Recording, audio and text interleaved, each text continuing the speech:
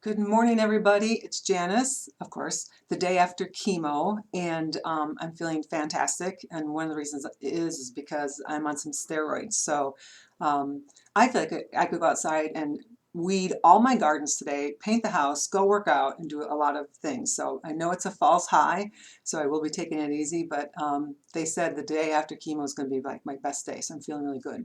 But I wanted to share with you, had some aha moments yesterday during chemo. I had a chance to talk to the social worker and the dietitian. I just wanted to share some things with you. So I'm going to do a story. My goal is to keep this under 5 minutes, so I'm going to be talking very quickly. But think back to high school days. So remember when you were a sophomore, junior, senior in high school, and you just started to get that class spirit, our class rules, we're number one, woohoo, right? Um, and then one of your friends says, hey, my brother and sister are having a party because our parents are out of town, having a party at our house. Why don't you come to the party this weekend, right? Because the parents can be gone for a couple weekends. They'll be drinking and other fun stuff going on. So you're like, yeah, cool, right? So you go to the party, and your friend had invited people from her class, and then her brother had invited friends from his class, and then the sister had invited friends from her class, and you're all hanging out at the house, and all of a sudden there's people showing up that you're like, why is he here? Like, why is the class drunk here? Why, hey, is that a drug dealer? And who invited him? And you're getting all these mix of people. And the next thing you know, there's fisticuffs, you hear a crash because a lamp breaks, all this hecticness is going on, and the party's like way out of control. Luckily, the older sister and her friends kick in, kick everybody out of the house and say, okay, party's over. And then the rest of the weekend, the kids are like frantically working to get the house back in order as much as possible before mom and dad get home and they don't see the damage to the house.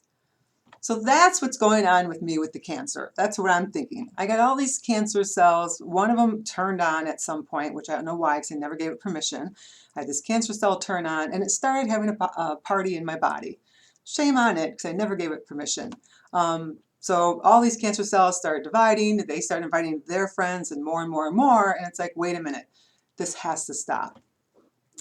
And this is where all of you and the treatment comes in. The energy that you have been sending me over the past couple weeks has truly been helping. The doctor yesterday was very impressed that I did not bloat again. Remember, they took 7 liters of fluid out of my system over like a week period, and she was anticipating that I would bloat again and they'd have to drain me.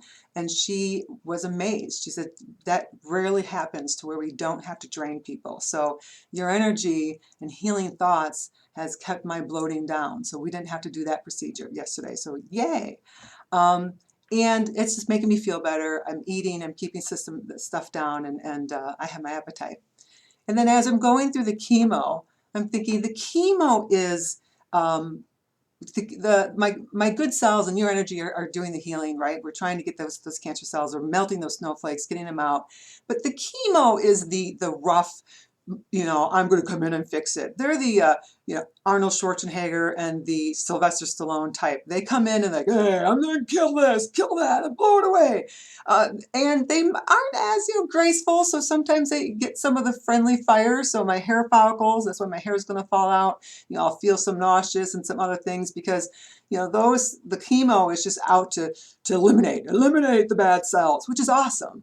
But my good cells are there to help support the chemo, and this is where your energy comes in, because what we could do is we could help my good cells be resilient, be agile, be healthy, and they could help try and guide the chemo to make sure that they're focusing on what they need to focus on, and that they're able to get out of the way. So when the chemo is firing at those snowflakes to melt those, that my good cells are fast enough to dodge and get out of the way and seek cover. So that's how I'm looking at this. There's a giant video game going on in my body right now, and your energy is the extra bonus points that comes in. So my good cells could reach up and grab those extra bonus points and put a shield of resilience around them for when the chemo is doing firing.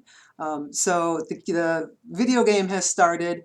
I'm feeling very, very confident because I think between all of you and the chemo and the Kellogg Cancer Center team is absolutely phenomenal. The Cancer Wellness Center, I plan on tapping into all the different resources.